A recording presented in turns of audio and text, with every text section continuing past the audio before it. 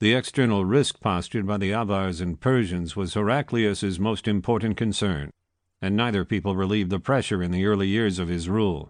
Throughout a conversation outside the great walls surrounding the capital in the year 617, the Avars came close to catching the emperor. After dominating Asia Minor, the Persians moved south, taking Jerusalem and Alexandria in Egypt. The wonderful days of the Persian Achaemenid Empire appeared to have returned, and Heraclius had little reason to believe in the future based upon the Byzantine rulers' past. He could definitely not wish to live unless he kept the warriors he had brought with him under arms, but given the empire's absence of monetary and farming resources, this wouldn't be a simple accomplishment. Heraclius had the ability to turn defeat into triumph thanks to three sources of power. The first was the army governance pattern that he and the core of his army would have come across in the exarchates of North Africa or Ravenna. It was the exact same in the east as it had been in the west. Civil problems were inextricably connected to army problems.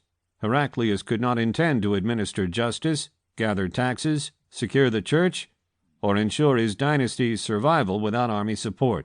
In the west, a type of army governance referred to as the exarchate had attained those objectives so well that Heraclius, in a moment of anguish, longed to return to his homeland. He probably used comparable army principles to his conquest during Asia Minor, enabling his generals, strategoi, civil and army power over the areas they dominated with their themes, as the army groupings or corps were known in the early 7th century. Second, during the prior decennium social turmoils, the royal treasury had certainly taken the properties of noteworthy individuals who had been executed either throughout or after Phocas's rule of fear. Subsequently, despite the fact that the treasury did not have cash, it had lots of land, and Heraclius could quickly have financed cavalry warriors with land grants, whose costs in horses and devices he could not intend to pay with money. If that hypothesis is right, then themes, or army groups, like the Guards, Opsikioi, Armenians, Armeniakoi, and Easterners, Anatolikoi, were given properties and settled in such a long-term way across Asia Minor even before 622 that the properties occupied by those themes were recognized by the names of the ones who occupied them before the century was out. The Opsikioi, Armeniakoi, and Anatolikoi were all found in the Opsikian theme, Armeniakon and Anatolikon, respectively. And then, the term theme was used to signify the Middle Ages Byzantine system of regional administration. The theme, which was under the management of the themal leader, the general, Strategos.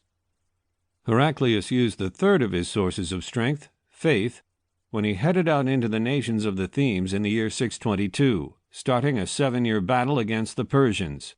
The emperor's men prayed to God for help as they stormed into fight, and they were comforted by the incredible image of Christ that preceded them in line of march. Regrettably, a quick synopsis of the project doesn't communicate the problems Heraclius dealt with as he freed Asia Minor, which was in 622, combated in Armenia with allies amongst the Christian Caucasian tribes, the Lazai, the Abazgai, and the Iberians. This was in the year 624, and had a hard time in distant Lazica while Constantinople withstood an Avar-Persian combined siege, and this was in 626. In those years, an alliance with the Khazars, a Turkic country from north of the Caucasus, proved to be of material support and of long importance in Byzantine diplomacy. Heraclius eventually beat the primary Persian army at Nineveh in 627, and after recording Dastagerd in 628, he tasted the sweet taste of success when his foe, Khosrow, was deposed and killed. If the Persian success indicated the return of the Achaemenid Empire, the Byzantine emperor may have concluded that his own successes had satisfied the imagined Caesar, Augustus, and Trajan.